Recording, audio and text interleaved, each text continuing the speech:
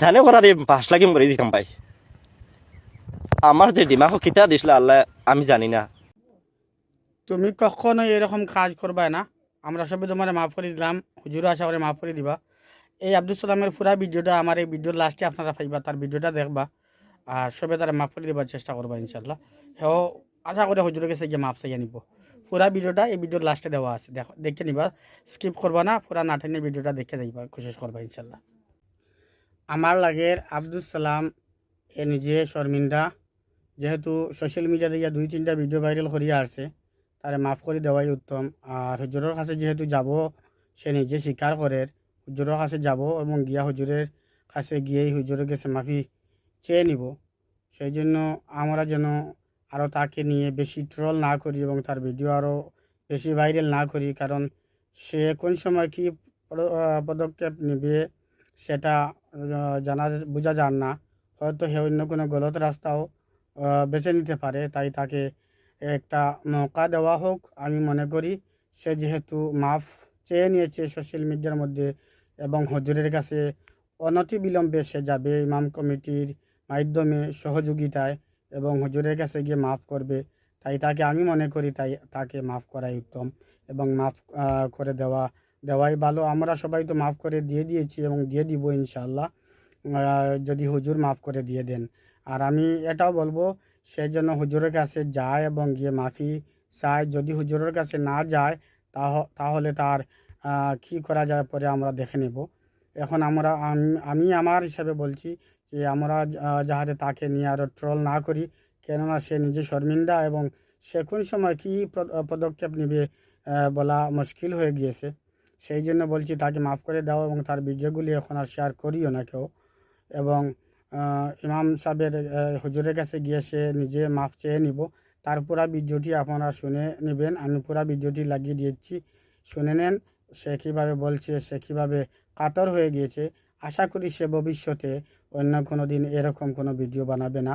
কোনো মানুষ, আলিম সমাজ নয়, কোনো মানুষকে নিয়ে এরকম কোনো সে আর ভিডিও বানাবে না।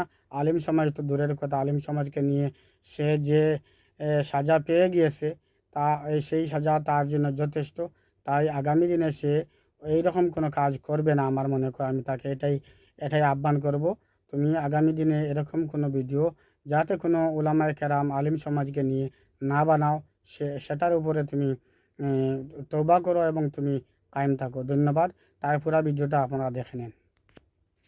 আসসালামু আলাইকুম ভাই হল। আমি বাড়িতে আইছি আজকে। আলিম কমিটির সেক্রেটারি প্রেসিডেন্টর হাওলায় আছি। আজকে আমরা যাইতাম পারছি না, কারণ বদরপুর বেশি মেঘদের, বদরপুর বেশি ফানি, এর লাগি আজকে যাব হইছে না। আগামীকালকে আলিম কমিটির সেক্রেটারি প্রেসিডেন্ট আমার লগে থাকবা, আর আমার লগে আমার আত্মীয় স্বজন 2-4জন আরও লগে লইয়া যাইমু, গিয়া হুজুরের কাছে মাফ চাই আইমু। ভাই আপনাদের কাছে পাওয়া তো দরিয়া কইয়ার ভাই, আমার ভিডিওটা আপনারা আর প্রচার করবে না। এই ভিডিওটা দেখিয়ে আমার নিজের খারাপ লাগে। জানে করার পাঁচ লাগিম করে দিতাম ভাই। আমার যে দিমাগ কিতা দিছিল আল্লাহ আমি জানি না। এই সময় যে এজন হুজুর দিয়ে আমি অত খারাপ ভাষায় গালিগালাজ করে লিছি ভাই, আপনারা ফাওয়াতদের কই এই ভিডিওটা শেয়ার করবা না।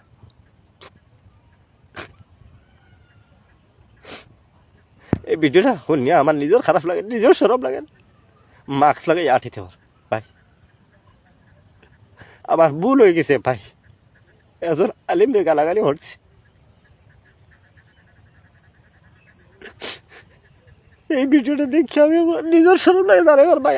আমি আশা করি আমি ফার্স্ট লাগে মরি যাইব, জান ফার্স্ট লাগে মরি যাইবার তাহলে এখন বিশ্বাস 2 দিন থেকে ঘুম নাই, 2 দিন থেকে খালি নাই, খালি ফোন আর ফোন, সাইরাবাদি ফোন আর ফোন।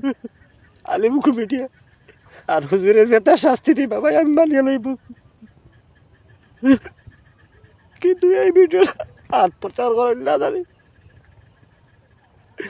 আমি আর আলিম উলা মানি আর কোনোদিন ভিডিও বানাইতাম না, আমার ভুল হয়ে গেছে।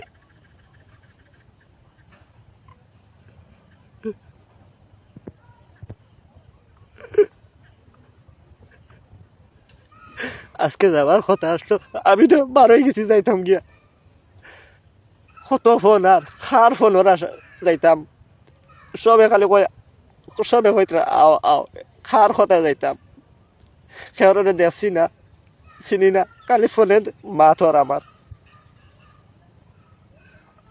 আমরা বার হয়ে গেছি, বার হয়ে আসিমগঞ্জ দিয়ে আবার ঘুরিয়ে গেছি বাড়ির মসজিদ আলিম কমিটির